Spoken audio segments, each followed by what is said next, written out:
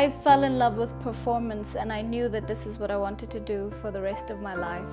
After having been exposed, you know, from a very young age. My mum, Catherine, she sang into my ears and made me do commercials at her school where she was teaching from the age of 3. So I could barely talk, and I was already performing, doing Omo advertenties. And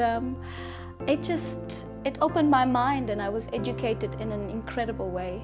And at the age of 15, I jumped onto a train all by myself, my first train ride, and I saw Animal Farm by Sandy Rudd right here in the capital, and it changed my life. And I knew then and there that I wanted to dedicate myself to performance. I experienced the local music industry as a very diverse yet young environment. My reception was, you know, with mixed feelings, because people got to know me at spoken word as the first poet to really mix music into poetry. And the people who didn't know me said, she's weird, she's too out of her head. And then the people who supported me said I was wonderful and I was challenging the whole scene.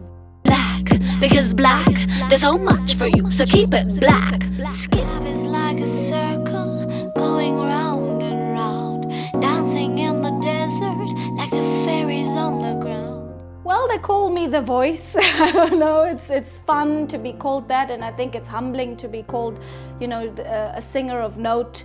But I'm a performer, and for me, and a facilitator. So it's great to see how much I've grown, and to see that people are actually witnessing my growth. The type of music that I created wasn't really there, and it really opened up my mind to the fact that I can be part of this industry, because my type of music is not in practice yet.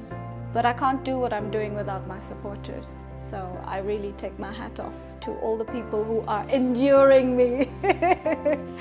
African Cleavage is my love letter to all women of Africa. It celebrates who we are with our curves and our minds and our strengths. And it celebrates our cleavage, not in terms of the physical aspect, but in terms of how we can be strong and soft at the same time, how we can be tough and tender at the same time.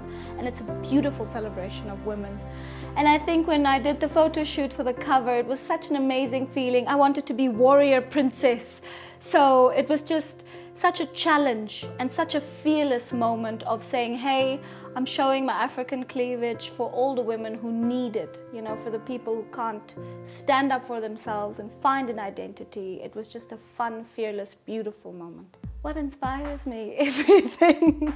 Especially my family. People inspire me, but definitely my husband and my children, my mother, my sisters, my brothers. My family is an inspiration to me because of the level of selflessness and the level of hard work that is executed every day on a daily basis. So it ignites my flame of trying to just do more and be more and give a little bit more. I love my music. It's my bread and butter, but it's also my passion. So I think I'm very lucky. I know so many people don't have the fact that they can practice something that they love so much, and I get to do that. So I'm having the best time of my life every day. I also have 3 projects, namely Song Night, where I'm just giving a stage to upcoming musicians, and with the support of the public and of course many sponsors, I get to put people on stage and they get to experience what I experience on a daily basis.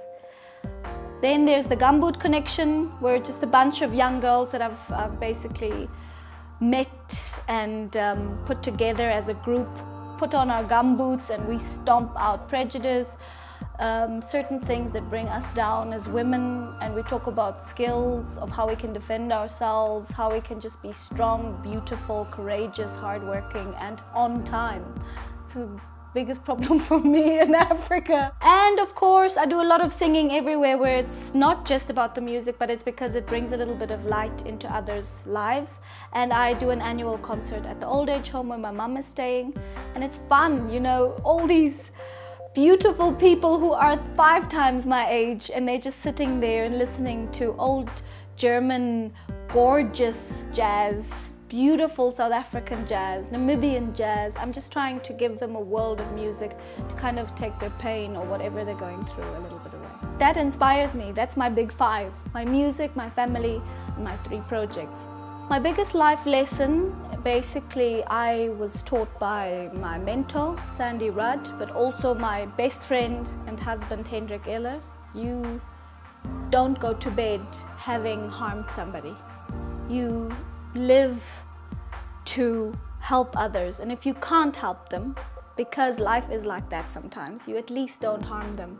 So for me, that has opened my mind, you know, and it's not all about the glitz and the glam and the daily things. If you can sort of assist somebody to also reach their potential, it's like you've grown so much. And the fact that you can't doesn't mean that you can't just be there for them. It's a wonderful thing to try and just give yourself a little bit to others.